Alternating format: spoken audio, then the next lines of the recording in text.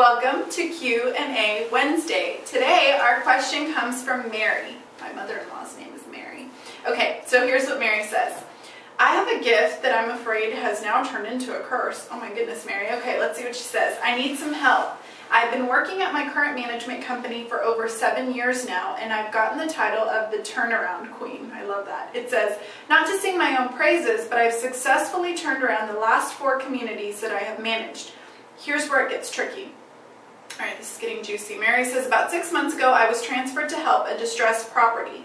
To give you a little background, it's a C product that recently underwent a $2 million rehab. Very aggressive budget and occupancy goals were set. We exceeded all of our goals the first 5 months, but then we hit a major slump. In the last 30 days, we were struggling just to maintain. Despite our best efforts, we range between 5 and 10% below our goals. What can I do now? Thanks for your suggestions, Mary. Okay, Mary, first of all, congratulations. I mean, exceeding your goals for 5 months straight, that's no small feat. So you rock, girl. You got that title. You earned it. The turnaround queen. I love that. But, you know, now that you have that title, you don't want to lose it. So let's see what we can come up with today to help you keep that coveted title. When I first read your question, I couldn't help but think about the different stages of a diet and exercise program, because you talked about that kind of elusive 5 to 10%, like the elusive 5 to 10 pounds that we always are trying to lose. So go with me here on this story for just a little bit. So once you decide to embark on a new diet or exercise routine, there's different stages, right? You might start out with making a plan. And really you plot out this plan because you want to be successful. So you might outline things like what foods you should eat, things you should avoid. Maybe you set aside times that you're going to exercise, whether it's going to be cardio or weight training, whatever it might be. And maybe you even make some tricks that are going to help you make sure that you are successful. You might do things like put your exercise, your gym clothes in your passenger seat so that you see them either before you go to work or after you go to work. Different things like that. Maybe you pack your lunch the night before. You make sure that you're not going to eat out when everybody's bringing in brownies, so you've got a good substitute. And then you tell your friends and you tell your husband and you tell everybody around you that you're about to start this new exercise routine, and everybody better be supportive, right?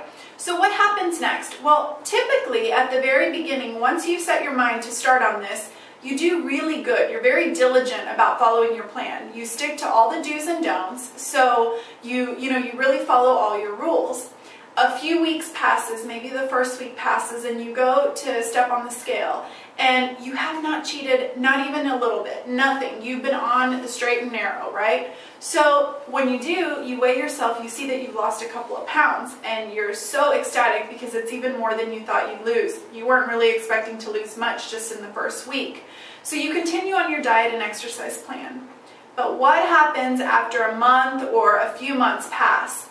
Well, you weigh yourself on the scale, and oh no, you weigh the exact same thing that you weighed the last week. And you think, oh God, maybe it's just a fluke, maybe I'm just like retaining water, I don't know, whatever, right? So the next week, you weigh yourself again, and again, you weigh the exact same thing. So this is not a fluke.